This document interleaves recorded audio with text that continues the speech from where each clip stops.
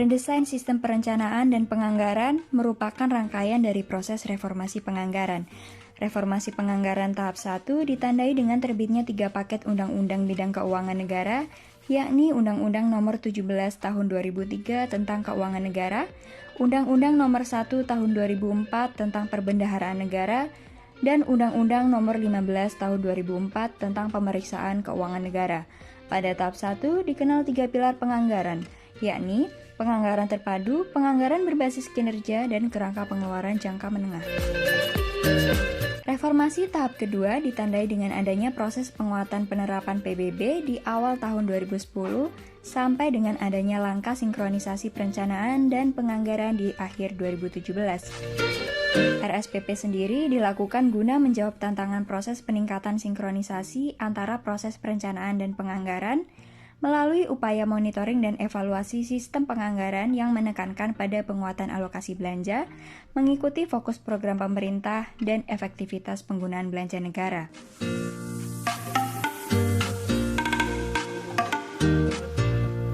Tujuan implementasi redesain sistem perencanaan dan penganggaran.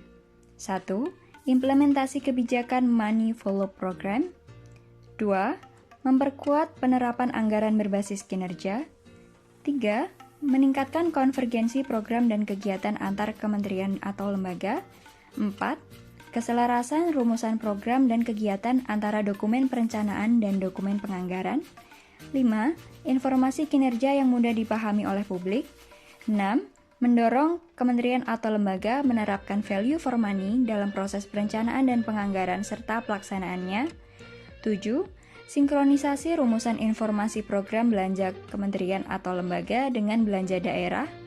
8. Menyelaraskan visi misi presiden dengan fokus pembangunan serta 7 agenda pembangunan tusi kementerian atau lembaga dan daerah. 9.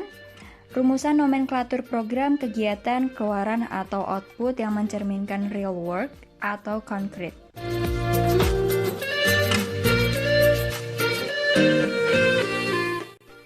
Manfaat implementasi redesain sistem perencanaan dan penganggaran. 1. Adanya hubungan yang jelas antara program, kegiatan, output, dan outcome. 2. Meningkatkan sinergi antara unit kerja eselon 1 atau antar kementerian lembaga dalam mencapai sasaran pembangunan. 3. Meningkatkan efisiensi belanja. 4. Integrasi sistem IT perencanaan dan penganggaran. 5. Efisiensi organisasi. 6. Ringkasan eksekutif. DIPA menyediakan informasi ringkas untuk keperluan manajerial pimpinan kementerian lembaga dalam mengambil keputusan serta untuk pemenuhan informasi publik yang informatif.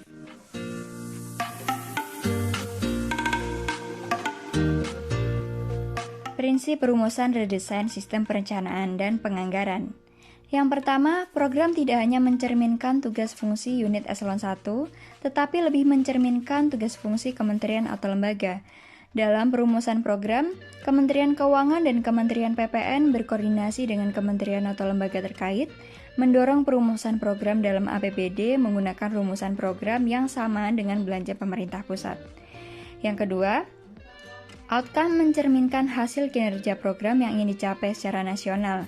Bagi program yang bersifat lintas kementerian atau lembaga atau lintas unit eselon 1, rumusan indikator outcome-nya dimungkinkan berbeda sesuai tusi unit atau keterlibatannya dalam program yang dimaksud. Yang ketiga, indikator kinerja program merupakan alat ukur untuk menilai capaian kinerja program dengan rumusan yang bersifat kualitatif maupun kuantitatif.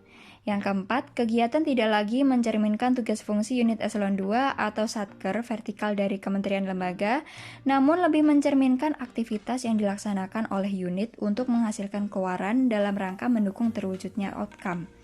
Kegiatan dapat bersifat lintas unit eselon 2, lintas unit eselon 1, atau bahkan bersifat lintas kementerian atau lembaga.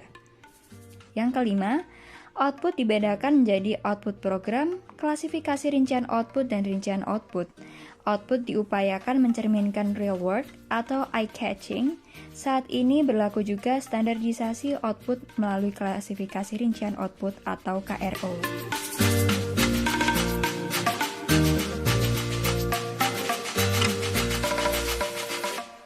Tahapan redesain sistem perencanaan dan penganggaran. 1. Restrukturisasi program. Restrukturisasi program dilakukan dengan mengacu kepada visi misi Presiden, fokus pembangunan, dan RPJMN 2020 hingga 2024, serta dengan identifikasi tugas dan fungsi utama kementerian lembaga. Jumlah program hasil redesain menjadi lebih sedikit, namun lebih fokus dan lebih mencerminkan program-program real yang dilakukan oleh kementerian dan lembaga. Restrukturisasi program juga dilakukan dalam rangka memisahkan antara program yang bersifat teknis dengan program yang bersifat generik. 2. Peningkatan kolaborasi proses pengalokasian anggaran dengan metode pengelolaan kinerja. Yang pertama, tujuannya adalah untuk dapat lebih menjelaskan hubungan antara anggaran, input, yang dialokasikan dengan kinerja outcome yang ingin dicapai, output yang akan dihasilkan, dan kegiatan yang akan dilaksanakan. Yang kedua, hal ini berdampak pada layering struktur penganggaran ke dalam 4 kategori besar, yaitu outcome, input, kegiatan, output. 3. Simplifikasi struktur informasi kinerja anggaran. Simplifikasi struktur informasi kinerja anggaran bertujuan agar level struktur anggaran menjadi lebih ringkas. Proses simplifikasi struktur anggaran ini dilakukan dengan cara di-layering struktur anggaran yang ada.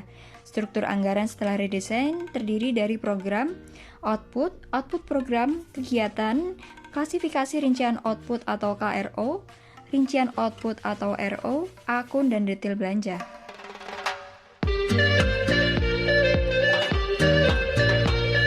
Demikian sebuah pengantar dari RSPP. Diharapkan dengan adanya RSPP dalam penyusunan rencana kerja dan anggaran akan mendorong Satker dalam menyusun kebutuhannya memperhatikan aspek efisiensi dan efektivitas dalam implementasinya serta mengacu pada target-target prioritas yang telah ditetapkan oleh pemerintah.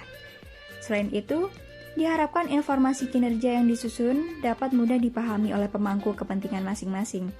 Bagian akhir dari pelaksanaan RSPP ini adalah terciptanya anggaran belanja pembangunan nasional yang berkualitas, sistematis, dan sesuai dengan prinsip-prinsip perencanaan dan penganggaran pembangunan nasional.